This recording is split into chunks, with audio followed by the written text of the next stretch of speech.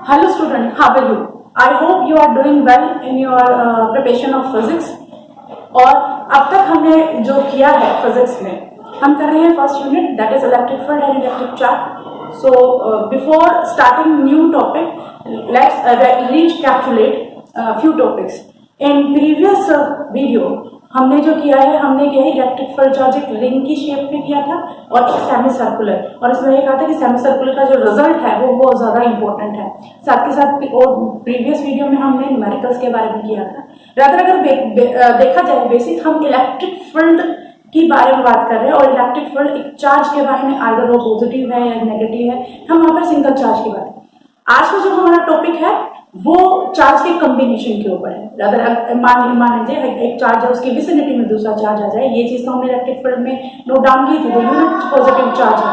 ठीक है, तो यहाँ पर हम दो चार्ज का बेसिकली क्या करेंगे, अगर वो एक पर्टिकुलर डिस्टेंस अपार्ट है और दोनों चार्ज जो है इक्वल और अपोजिट है, तब वो नई जो प्रॉपर्टी है वो कौन सी प्रॉपर्टी को एक्वायर करेंगे वो हम पढ़ेंगे, दैट इज इलेक्ट्रिक डाइपोल. तो आज का हमारा जो नया टॉपिक है वो है इलेक्ट्रिक डाइपोल. इलेक्ट्रिक डाइपोल जैसे उसका नाम है, उस डाइपोल उसका मतलब क्या होता है कि अगर आपके दो चार्ज हैं, वो दोनों चार्ज एक दूसरे से क्या है, दोनों चार्ज इक्वल एंड अपोजिट हैं और किसी डिस्टेंस अपार्ट है, तो वो क्या कहलाएगा, आपका इलेक्ट्रिक डाइपोल. लगने सुनने में तो ऐसा लग रहा होगा, फिर से एक साइंटिफिक वे आ गया, फिर से बोरिंग फिजिक्स. बच्चे ये फिजिक्स कभी भी बोरिंग नहीं है. यहाँ पर आपको अंडरस्टैंडिंग, जो अगर आपने फिजिक्स के साथ अंडरस्टैंडिंग बनानी शुरू कर दी तो कुछ भी इम्पॉसिबल नहीं है. आप डेली लाइफ के साथ अगर इसको कनेक्ट करेंगे तो आप इसको अच्छे से समझ भी पाएंगे.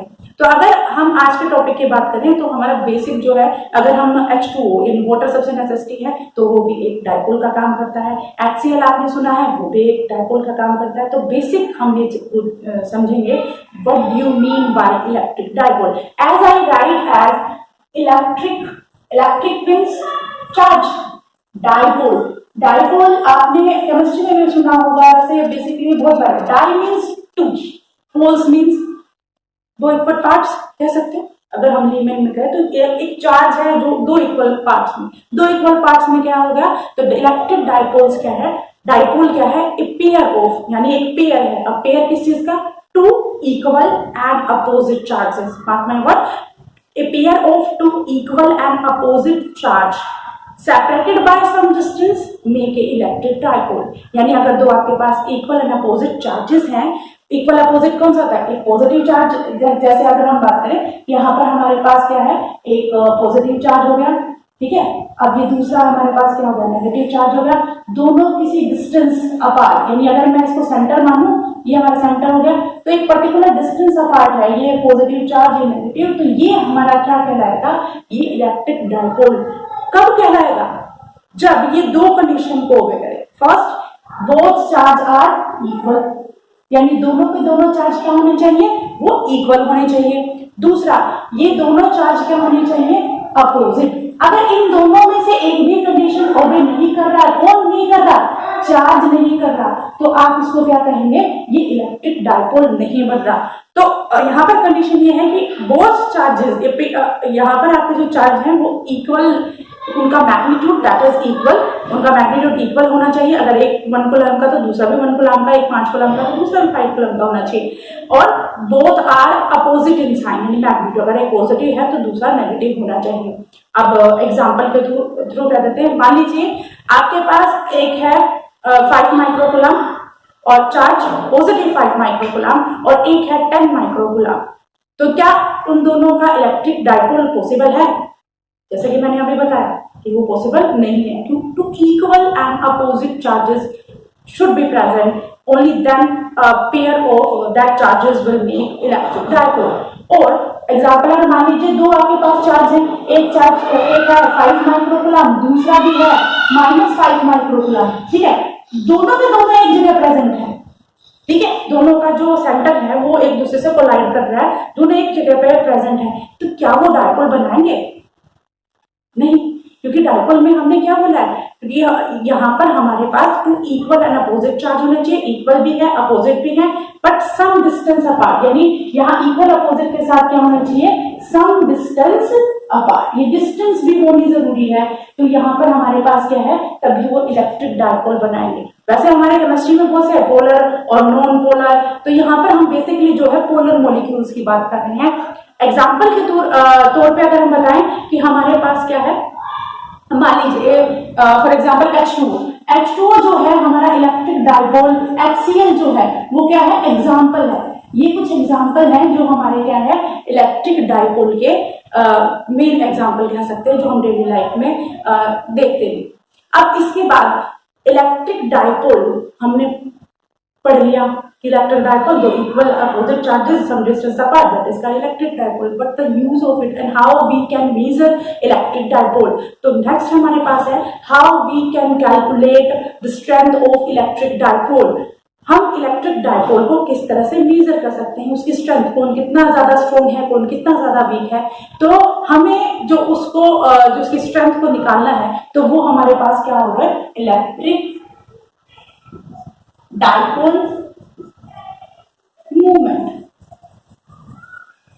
यानी इलेक्ट्रिक डाइपोल मूवमेंट। इसको बेसिकली बच्चे हम P से डिनोट करते हैं और ये वेक्टर क्वांटिटी है इसलिए इसके ऊपर वेक्टर लगाया। तो electric dipole movement is nothing but the total strength of an electric dipole, यानी इलेक्ट्रिक डाइपोल कितना ज्यादा स्ट्रॉन्ग है उसके बारे में बताना है, तो हम उसको क्या कहेंगे, इलेक्ट्रिक डाइपोल मूवमेंट। तो बेसिकली हम मूवमेंट का स्ट्रेंथ किसको कह सकते हैं, ये हर एक तरह से हमें स्ट्रेंथ बता रहा है। किसकी स्ट्रेंथ बता रहा है, वो बता रहा है हमारे डाइपोल की, जो हमारा डाइपोल है उसकी स्ट्रेंथ के बारे में हमें बता रहा है। अब क्या फॉर्मूला है जिसकी हेल्प से हम इलेक्ट्रिक डाइपोल मूवमेंट निकाल सकते हैं, क्या डायरेक्शन है, क्या वो स्केलर है या वेक्टर है, क्या यूनिट है, जो बेसिक अगर हम कोई फिजिकल क्वांटिटी करें तो ये बेसिक फंडा हमें पता होना चाहिए कि क्या क्या चीजें इसके या मेन कैरेक्टरिस्टिक्स क्या है। तो अब हम ये करेंगे कि what is the main formula, from that we can calculate the total strength of an electric dipole. तो electric dipole can be represented by P and it is the product of charge, यानी आपके दोनों charge है, इसके ऊपर charge दोनों same है ना, product of charge multiply by total distance, यानी इन दोनों के बीच की टोटल डिस्टेंस मैंने ये माना है, इन दोनों के बीच की टोटल डिस्टेंस क्या है, 2a। अगर मैं यहाँ पर सेंटर मानती हूँ तो ये हिस्सा क्या होगा, a और ये हो गया a, तो टोटल इन दोनों की जो बीच की डिस्टेंस है that is 2a। So we can define as a dipole moment from here, it is the product of charges multiply by distance between them, यानी इन दोनों के बीच में जो डिस्टेंस है उसको निकालने के लिए हम क्या कर सकते हैं, अब अगर उनको मल्टीप्लाई करें तो हम डाइपोल मूवमेंट के बारे में पता कर सकते हैं। तो यहाँ पर देखिए बच्चे, डाइपोल मूवमेंट का फॉर्मूला आपके पास आ गया। दूसरी चीज, डाइपोल मूवमेंट एक क्या है, वेक्टर क्वांटिटी है। अब वेक्टर क्वांटिटी है तो इसकी कोई ना कोई डायरेक्शन होगी, क्योंकि हमने वेक्टर क्वांटिटी पढ़ी है ना, इसका मैग्नीट्यूड और डायरेक्शन हो, तो इसके डायरेक्शन बच्चे हमेशा याद रखना कि इसकी जो डायरेक्शन है वो direction opposite to the, direction is opposite है, किसके अपोजिट है, to the electric field strength, यानी इलेक्ट्रिक फील्ड स्ट्रेंथ से अपोजिट है। अब ये तो हमने पढ़ लिया, बट इलेक्ट्रिक फील्ड स्ट्रेंथ की जो डायरेक्शन है वो क्या क्या होती है, याद करने की कोशिश कीजिए, क्योंकि हमने पढ़ा है कि जो पॉजिटिव चार्ज है उसकी इलेक्ट्रिक फील्ड लाइन जाएगी बाहर की साइड, नेगेटिव है उसकी इलेक्ट्रिक फील्ड जाएगी अंदर की साइड, तो हमेशा इलेक्ट्रिक फील्ड कहाँ जाएगी, पॉजिटिव टू नेगेटिव, राइट।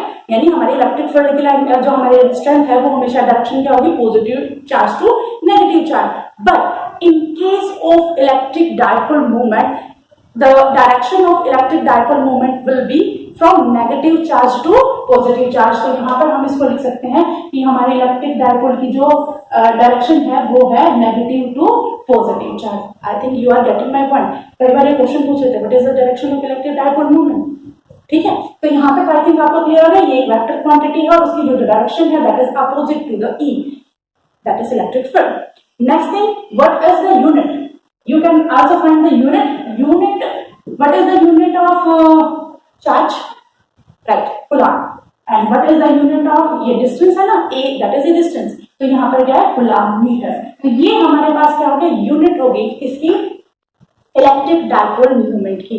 तो यहाँ पर ये चीजें आपको कुछ ध्यान में रखनी होंगी। और क्या बेसिक जो बेस चीज आप पढ़ सकते हैं, what is the total charge on an electric dipole. बेटा ये जो मैं क्वेश्चन आपको बोल रही हूँ ना, ये बहुत बार सीबीएसई बोर्ड में आ चुका है। What is the net electric dipole, sorry net charge on A electric dipole, कितना चार्ज है।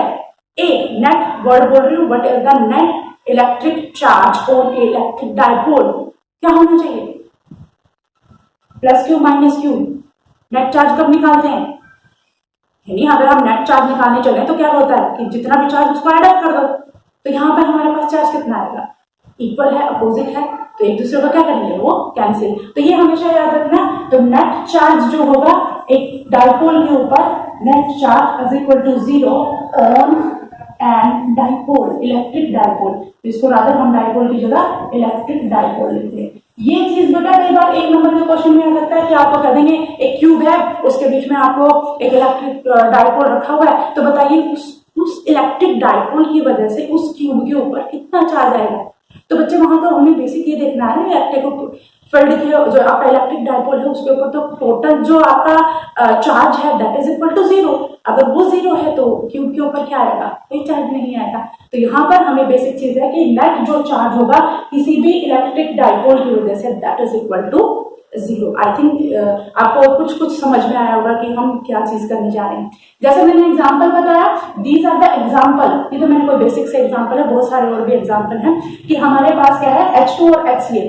H2 में अगर हम बात करें, H2 पॉजिटिव होता है, O जो है नेगेटिव होता है, तो वहां पर हमारे क्या है, ये हमारे पास पोलर मोलिक्यूल्स होते हैं और यही डाइपोल बनाते हैं क्योंकि इनके पर्टिकुलर डिस्टेंस अपार्ट होते हैं ना। उसी तरह से H पॉजिटिव और Cl नेगेटिव होता है, तो ये भी क्या है, डाइपोल ही बना रहे हैं। तो ये हमारे कुछ बेसिक जो है एग्जाम्पल हैं जो हम डेली लाइफ में कम थ्रू करते हैं। तो यहाँ पर इस तरह से ही हमारे पास एग्जाम्पल है। अब नेक्स्ट चीज क्या, इलेक्ट्रिक डाइपोल हमने पढ़ लिया। अब इलेक्ट्रिक डाइपोल इक्वल अपोजिट, ये भी समझ में आ गया, उसके ऊपर नेट चार्ज है वो भी क्या हो गया, वो भी समझ में आ गया। नेक्स्ट थिंग हमें ये पढ़ना है कि इलेक्ट्रिक जो डाइपोल होता है वो उसके अलावा भी कोई और टाइप्स होते हैं, जैसे हमने हर जगह डाइपोल्स। तो हमारे पास एक वर्ड आता है बेटा आइडियल डाइपोल। आइडियल डाइपोल क्या होता है, आइडियल डाइपोल का बेटा इसमें सिंपल सी बात है, आइडियल यानी चार्ज बहुत बड़ा और उनके बीच की डिस्टेंस बहुत कम, ना के बराबर, तो ऐसे डाइपोल क्या कहलाएंगे, वो क्या आपके आइडियल डाइपोल। तो बेटा इसमें आप ये ध्यान रख लीजिए कि क्यू की वैल्यू क्या है, इनफाइनाइट, बहुत बड़ी हो, और उनके बीच का जो डिस्टेंस है that is approach to 0, that dipole is called ideal dipole. यानी ऐसा डाइपोल जो है वो क्या कहलाएंगे, आइडियल डाइपोल्स। अब इसके बाद यहाँ तक आई थिंक आपको क्लियर हो गया कि हम क्या पढ़ रहे हैं और इसके बाद इनके क्या क्या यूजेस हैं इलेक्ट्रिक डाइपोल के। तो इलेक्ट्रिक डाइपोल पढ़ा है आपने, टू इक्वल, मैं एक बार रिकैप्चुलेट कर देती हूँ within a few seconds. An electric dipole to a pair of two equal and opposite charges some distance apart make an electric dipole. To find the strength of that dipole we use as electric dipole moment, इसको P से denote करते हैं, vector quantity है। Then definition करें, P is equal to Q into 2A, that is it is the product of the charges and the distance between them, and it is a vector quantity। Direction क्या है, direction है that is opposite to E की direction होती है positive to negative charge, but P की value जो है हमारी क्या है, अपोजिट, यानी यहाँ पे हम कह सकते हैं negative charge to positive charge. Next unit क्या है, coulomb metre. And net charge जो होता है इलेक्ट्रिक डाइपोल के ऊपर वो होता है 0 के बराबर। और लास्ट में हमने अभी यहाँ किया है आइडियल डाइपोल। आइडियल डाइपोल क्या होता है, जिसमें चार्ज की वैल्यू बहुत बड़ी हो और हमारे पास जो है उनके बीच की डिस्टेंस बहुत ही कम हो। उस कंडीशन में आप क्या कह सकते हो कि आपका जो इलेक्ट्रिक डाइपोल है वो क्या है, आइडियल है। ठीक है, आई थिंक आपको ये चीजें समझ में आ गई। अब इसके बाद नेक्स्ट क्या, अब इसके बाद हम ये देखेंगे बेटा कि अगर कोई डाइपोल है, डाइपोल से अगर आप किसी डिस्टेंस अपार्ट, यानी अगर आप डाइपोल के पास जाएंगे तो आपके पास इलेक्ट्रिक फील्ड कैसे आएगी, अगर आप डाइपोल से दूर जाएंगे तो इलेक्ट्रिक फील्ड कैसे आएगी। तो इलेक्ट्रिक डाइपोल से बेटा आपको ये है कि अगर आप डाइपोल के पास है, नियर है, तो इलेक्ट्रिक अगर नियर है तो आपके पास जो इलेक्ट्रिक फील्ड है वो R² के रेशियो से काम करेगी। अगर आप उससे दूर है तब वो E की वैल्यू जो है R2 इस तरह से काम करेगी। जितने आप ज्यादा इलेक्ट्रिक डाइपोल के पास होंगे उतनी ज्यादा इलेक्ट्रिक फील्ड आपको एक्सपीरियंस होगी। ठीक है, तो ये हमारे पास कुछ फैक्ट थे या फिर आप कह सकते हो कुछ प्रॉपर्टीज है इलेक्ट्रिक डायपोल की। अब एक बार आप इसको ध्यान से देखिए, उसके बाद हम कहेंगे कि अगर हमारा जो इलेक्ट्रिक डायपोल है उसकी विसिनिटी में आइदर वो एक्सियल लाइन हो, इक्वेटोरियल लाइन हो या कहीं भी एट एनी पॉइंट हो, अगर हम उसकी विसिनिटी में किसी भी पार्टिकल को रखते हैं या किसी पोजीशन पे पॉइंट पे देखना चाहते हैं कि कितनी इलेक्ट्रिक फील्ड है टू दैट डायपोल, वो हम नेक्स्ट करेंगे। हमने भी पढ़ा था इलेक्ट्रिक डायपोल, और जैसे कि मैंने बताया कि अब हम इसकी विसिनिटी में अगर कोई पॉइंट है, उस पॉइंट के ऊपर वो इलेक्ट्रिक डायपोल कितना इलेक्ट्रिक फील्ड लगाएगा, अब हम वो करेंगे। तो नेक्स्ट हमारा जो टॉपिक है electric field eight N axial point of A dipole, यानी कि आपके डायपोल के जो एक्सियल पॉइंट यानी एक्सिस के ऊपर एक पॉइंट प्रेजेंट है, वहां पर आपको ये बताना है कि उस डायपोल की वजह से उसके ऊपर कितना इलेक्ट्रिक फील्ड है। कई बार यहाँ पे इलेक्ट्रिक फील्ड इंटेंसिटी, तो कोई दिक्कत नहीं है, आप इलेक्ट्रिक फील्ड इंटेंसिटी तो यहाँ पे इलेक्ट्रिक फील्ड यहाँ पे इंटेंसिटी मान लगा देती हूँ। तो यहाँ पर देखिए बच्चे, हमें क्या करना है, एक डायपोल, डायपोल कैसे बनता है, डायपोल बनता है एक पॉजिटिव चार्ज और एक नेगेटिव। तो मैं यहाँ पे मानती हूँ ए पॉइंट के ऊपर हमारे पास है नेगेटिव चार्ज, बी पॉइंट के ऊपर हमारे पास है पॉजिटिव चार्ज, ठीक है। दोनों के बीच में डिस्टेंस ये मैं यहाँ पे सेंटर मान लेती हूँ। दोनों के बीच में डिस्टेंस कितनी है इलेक्ट्रिक डायपोल की, दोनों के बीच में डिस्टेंस है दैट इज 2a, राइट। ये तो इलेक्ट्रिक डायपोल बनाएंगे two equal and opposite charges. अब इसके बाद हमारे पास क्या है, यहाँ पर हमारे पास इसके एक्सियल पॉइंट पे, यानी मैं यहाँ पे एक P पॉइंट मान लेती हूँ, ये जो है इस जो इलेक्ट्रिक डायपोल है उसके एक्सियल पॉइंट पे प्रेजेंट। तो एक्सियल पॉइंट पे अगर हम इसको इस तरह से, ये एक्सियल पॉइंट पे प्रेजेंट हो गया। अब यहाँ पे ये बताना है इस डायपोल की वजह से जो कि सेंटर से r डिस्टेंस अपार्ट है, यानी ये r डिस्टेंस है कि जो P पॉइंट है वो r डिस्टेंस अपार्ट है, वो ये डायपोल जो है इस पॉइंट के ऊपर कितना इलेक्ट्रिक फील्ड लगा रहा है, कितनी इलेक्ट्रिक फील्ड इंटेंसिटी वो इसके ऊपर डाल रहा है। तो यहाँ पर देखिए बच्चे, जैसे हमने इलेक्ट्रिक फील्ड के न्यूमेरिकल्स किए थे, तो उसमें हमने ये देखना है किसी पर्टिकुलर पॉइंट पे इलेक्ट्रिक फील्ड जो लग रही है ना, उसकी डायरेक्शन देखिए। पॉजिटिव की हमेशा आउटवर्ड डायरेक्शन में लगेगी, नेगेटिव की हमेशा इनवर्ड डायरेक्शन में लगेगी। तो यहाँ पर हमारी पास जो आएगी, यहाँ हमें ये देखना है कि ये नेगेटिव चार्ज है, नेगेटिव चार्ज की इलेक्ट्रिक फील्ड क्या आएगी अंदर की साइड, पॉजिटिव चार्ज की कहाँ आएगी बाहर की साइड। तो यहाँ पर मैं इसको करूँ E, जो इलेक्ट्रिक फील्ड है माइनस क्यू की वजह से, और ये क्या है E प्लस क्यू की वजह से, क्लियर है। तो यहाँ पर हमारे पास या P पॉइंट के ऊपर दो इलेक्ट्रिक फील्ड प्रेजेंट है, एक है पॉजिटिव चार्ज की that is outward direction and another is for the negative that is inward direction. तो यहाँ पर आपको एक चीज तो क्लियर होगी, दोनों इक्वल है ना पॉजिटिव, जब भी हम इनका टोटल इलेक्ट्रिक फील्ड इसके ऊपर लेंगे तो वहां पर हमारा एक साइन तो जरूर आएगा दैट इज माइनस साइन। तो सबसे पहले तो हमें ये कंसिडर, अब देखिए जब भी आप इस तरह के क्वेश्चन करेंगे तो एक चीज ध्यान में रखिएगा, पहले आपको कंसिडरेशन लिखनी है, like let us consider an electric dipole which have two charges, positive and negative, having distance 2a, and a point P which is present at axial point with from the center it is r distance apart। ये जो consideration है आप उसमें जरूर लिखें। तो अब इसके बाद जो है नेक्स्ट जो हमारे पास जो आता है, अब हमें इसकी इलेक्ट्रिक फील्ड निकालनी है। इलेक्ट्रिक फील्ड निकालने के लिए हम क्या है, इलेक्ट्रिक फील्ड का हमें फॉर्मूला P = K/r², यानी KQ/r² के बराबर होती है। अब ये हमें डिपेंड करनी है कि हमारी कौन सी वैल्यू कहाँ पर लगेगी, यानी हमारी जो इलेक्ट्रिक फील्ड की वैल्यू है वो कहाँ लगेगी।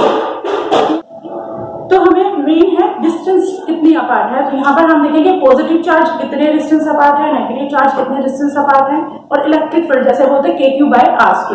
तो हम 1 बाय 1 निकालेंगे, नेगेटिव चार्ज की वजह से इलेक्ट्रिक फील्ड कितनी है और पॉजिटिव चार्ज की वजह से इलेक्ट्रिक फील्ड क्या है, और फिर उन दोनों को हम क्या करेंगे टोटल इलेक्ट्रिक फील्ड के तौर पर उसको निकालेंगे। तो सबसे पहले बच्चे देखिए हमारे पास E की वैल्यू क्या है, हम K 1/4 को लिख सकते हैं। Q यानी हमारे पास ये पॉजिटिव, मान लीजिए हम सबसे पहले पॉजिटिव चार्ज की बात करते हैं, तो पॉजिटिव चार्ज की हमारे पास जो K की वैल्यू आएगी that is equal to KQ/r²। तो यहाँ पर प्लस Q, R की वैल्यू देखिए बच्चे, R की वैल्यू निकालने के लिए यानी हमारे पास जो डिस्टेंस है, ये R क्या है, डिस्टेंस है। अब ये डिस्टेंस कहाँ है, डिस्टेंस देखिए बेटा हम पॉजिटिव की बात कर रहे हैं, ठीक है, ये P पॉइंट है, तो ये डिस्टेंस कितनी है, ये डिस्टेंस यानी यहाँ से लेके यहाँ तक की डिस्टेंस आपको निकालनी है, वो क्या हो सकती है, हमें सेंटर से पता है R ठीक है। अगर ये टोटल 2a है तो यानी ये यहां से लेके यहां तक का क्या होगा 1 और यहां से लेके यहां तक क्या होगा 1। तो यहाँ पर अगर मुझे B पॉइंट से P पॉइंट की डिस्टेंस निकालनी है तो मैं टोटल R में से A को माइनस कर दूं तो मेरे पास पॉजिटिव चार्ज की पता चल जाएगी कितनी डिस्टेंस है फ्रॉम द डाइपोल, यानी पॉजिटिव चार्ज जो है P पॉइंट जो है वो पॉजिटिव चार्ज से कितनी डिस्टेंस अपार्ट है। तो यहाँ पर हम अगर लेंगे तो ये हमारे पास आएगा R माइनस ए स्क्वायर। ये चीज समझ में, यही चीज समझने वाली है बेटा कि यहाँ पर देखिए हम देख रहे हैं इलेक्ट्रिक डाइपोल के एक्सिस पॉइंट पे, एक्सियल पॉइंट पे अगर कोई भी पॉइंट के ऊपर कोई भी चार्ज प्रेजेंट है तो वो चार्ज है, अगर कोई भी पॉइंट है वहां पर हम इलेक्ट्रिक फील्ड देखना चाह रहे हैं तो हमने एक पॉइंट लगाया है जो कि सेंटर से r डिस्टेंस अपार्ट है, दोनों का सेंटर से r डिस्टेंस और दोनों के बीच में डिस्टेंस 2 है क्योंकि डाइपोल मोमेंट है। और उसके बाद हमने देखा कि इलेक्ट्रिक फील्ड पॉजिटिव के लिए आउटवर्ड, तो ये कहाँ जा रही है राइट साइड टुवर्ड राइट, और जो नेगेटिव है वो क्या है टुवर्ड लेफ्ट जा रही है। तो पहले मैंने इलेक्ट्रिक फील्ड जो है पॉजिटिव की वजह से देखा, that is k2 by r minus A. तो ये किसकी डायरेक्शन क्या होगी, ये हमारे पास अगर मैं इलेक्ट्रिक फील्ड तो इसके साथ हमारी जो वैल्यू है वो भी, यानी फील्ड जो है डाइपोल मोमेंट फील्ड वो भी होनी चाहिए। तो ये हमारी होगी टुवर्ड राइट, ये हमारी होगी टुवर्ड राइट। दूसरा, अगर हम नेगेटिव की बात करें तो क्यू नेगेटिव चार्ज के हमारे पास ये माइनस में है। अब आर की वैल्यू क्या होनी, सॉरी हमारा जो डिस्टेंस है उसकी वैल्यू क्या होनी चाहिए। देखिए बच्चे हमें यहां से लेके यहां तक का देखना है, ठीक है। यहां से लेके यहां तक का आर है, अगर मैं उसमें ए जोड़ दूं तो ये हमारे पास ए से लेके टी की वैल्यू आ जाएगी। यानी अगर आपको बेसिक इस तरह से है तो मैं यहाँ पर आपके लिए शॉर्ट फॉर्म में लिख देती हूँ पॉजिटिव की वजह से के क्यू, ये है बीपी का स्क्वायर, ओके बी से लेके पी का, और ये ई माइनस क्यू ये हो जाएगा के Q divided by AP square. तो एपी और बी की भी वैल्यू आप यहां से निकाल सकते हैं इसी से। एपी की वैल्यू आपके पास होगी आर प्लस ए का स्क्वायर, ठीक है, और बीपी की वैल्यू आपके होगी आर माइनस ए का स्क्वायर। अच्छा देखिए ये टुवर्ड राइट है तो ये कहूंगी टुवर्ड लेफ्ट, ठीक है। तो यहाँ तक आपको ये चीज समझ में आ गई। अब इसके बाद हमें क्या निकालना है, total electric field. Total electric field निकालनी है तो क्या करना पड़ता है, वो हमें करनी होती है E1 plus E2 rather plus Q की वजह से और माइनस क्यू की वजह से, यही है ना, ठीक है। अब इन दोनों की वैल्यू हम यहाँ पे पुट करेंगे, इन दोनों की वैल्यू जब हम यहाँ पे पुट कर रहे हैं तो हमें इसकी कुछ ना कुछ टोटल वैल्यू पुट करने के बाद हमें टोटल इलेक्ट्रिक फील्ड निकालनी है। तो नेक्स्ट स्टेप हमें क्या करना है, इन दोनों को हमें ऐड करना है। बट ये चीज ध्यान रखिएगा ई की वैल्यू नेगेटिव है, यानी किस केस में जब चार्ज नेगेटिव है ई की वैल्यू। और दूसरी चीज आप ये भी कह सकते हो कि दोनों क्या अपोजिट साइन है, दोनों अपोजिट साइन में है, तो इस केस में क्या है अपोजिट साइन में, तो जो चीज हम प्लस करने वाले हैं वो क्या हो जाएगी माइनस हो जाएगी। तो यहाँ पर अगर आप बात करें तो हम इलेक्ट्रिक फील्ड निकालने के लिए हो जाएगा, देखिए बेटा के क्यू, ठीक है। यहाँ पर हमारे पास ये पहले से नेगेटिव है और ये हमारे पास क्या हो जाएगा E1 और एक लेफ्ट और राइट होने की वजह से मैं इसको डायरेक्ट करके माइनस क्यू और प्लस क्यू, तो ये हमारे पास आएगा आर माइनस के लिए है आर प्लस ए का स्क्वायर माइनस के क्यू, प्लस के लिए है आर माइनस ए का होल स्क्वायर। तो यहाँ पर के क्यू निकालने को मैंने के क्यू एंड के क्यू अगर कॉमन निकालेंगे तो बच्चा हमारे पास इलेक्ट्रिक फील्ड की वैल्यू क्या आएगी, दैट इज के क्यू, ठीक है,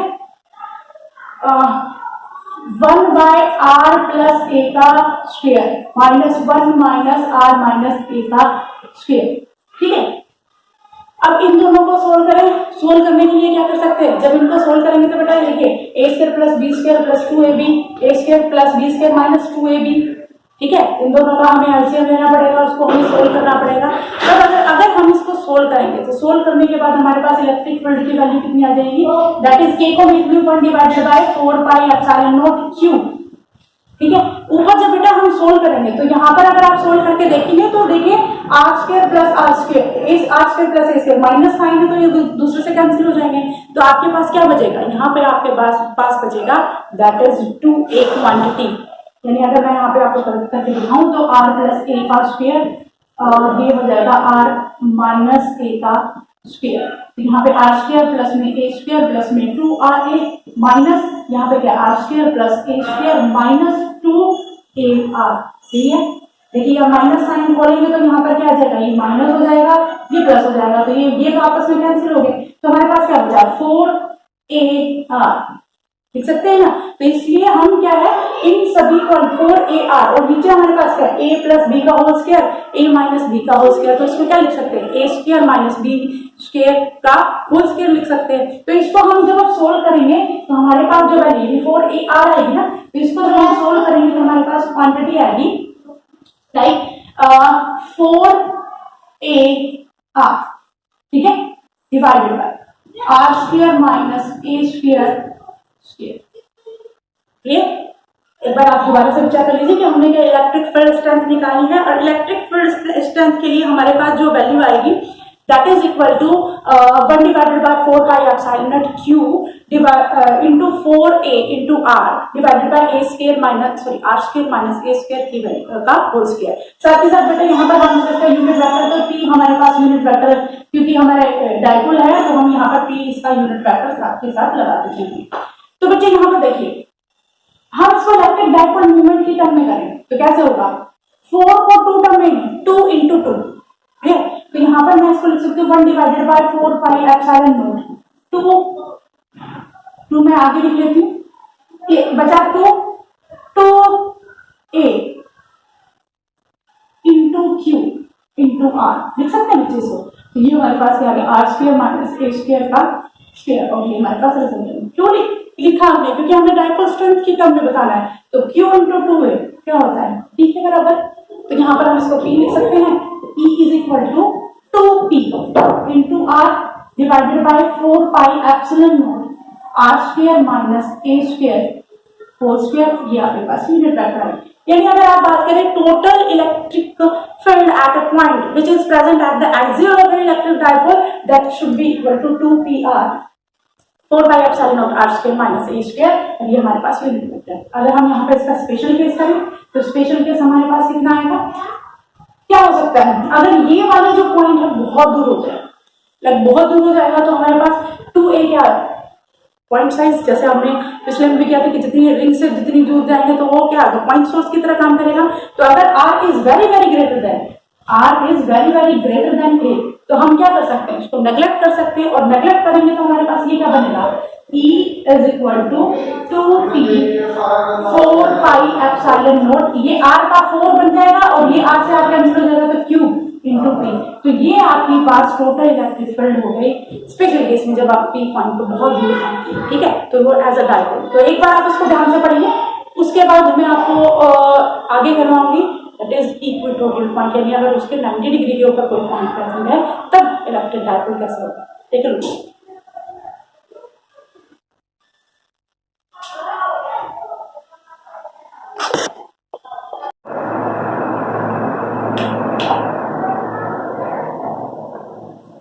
जैसे कि हमने अभी डाइपोल मूवमेंट का उसके एक्सियल पॉइंट पर अगर कोई पॉइंट प्रेजेंट है वहां पर वो कितना इलेक्ट्रिक फील्ड लगाएगा ये देखा था, उसी तरह से अब हम ये देखना चाह रहे हैं कि अगर कोई पॉइंट जो है डाइपोल के इक्वेटोरियल यानी 90 डिग्री के ऊपर प्रेजेंट है तब वो उस पॉइंट के ऊपर कितना फोर्स लगाएगा।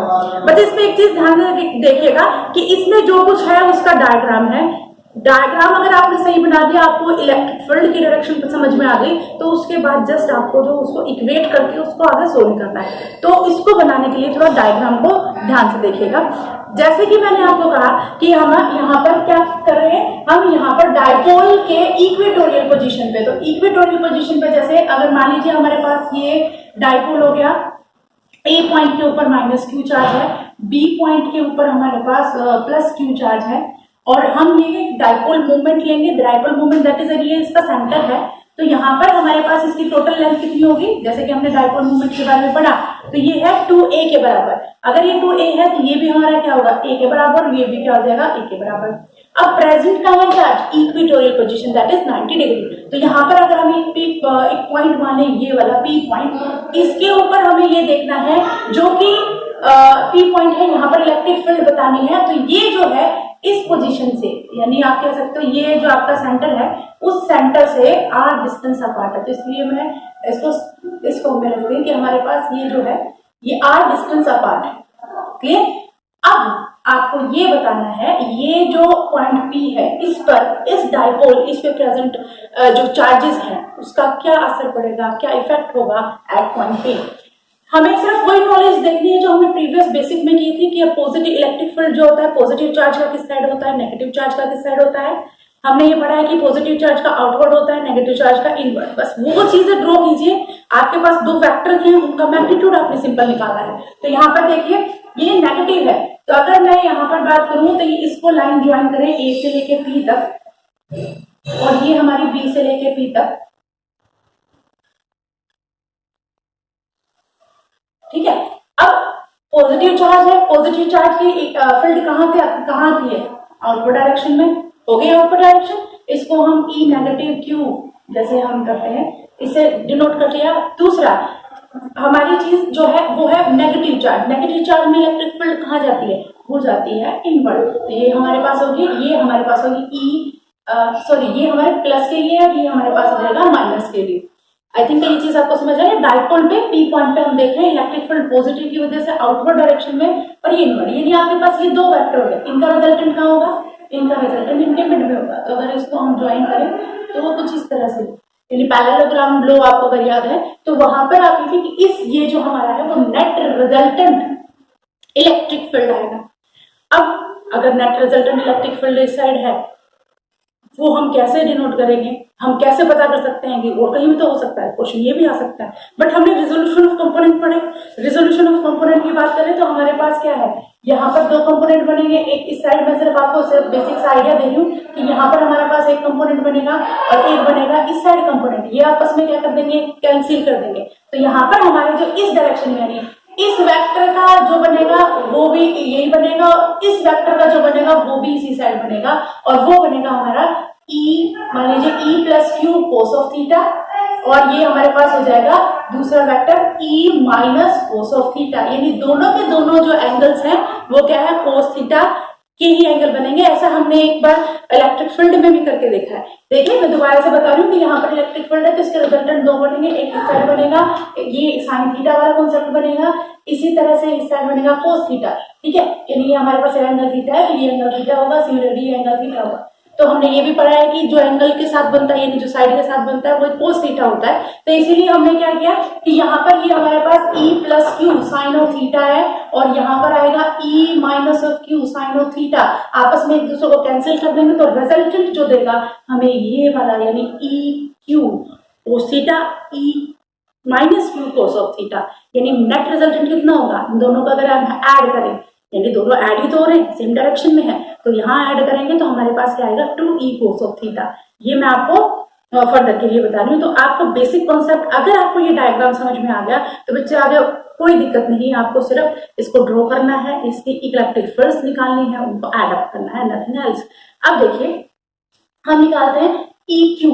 अगर हम ई क्यू की वैल्यू निकालें, ई क्यू और माइनस क्यू दोनों चीज, यहाँ पर अगर चीज देखिए बेटा ये ए डिस्टेंस अपार्ट है ये और ये आर, तो यहाँ से हमारे पास क्या आएगी आर स्क्वायर प्लस में ए स्क्वायर पाइथागोरस थ्योरम से, और यहाँ पे क्या आ जाएगा ये भी आर स्क्वायर प्लस में ए स्क्वायर पाइथागोरस थ्योरम से आएगा।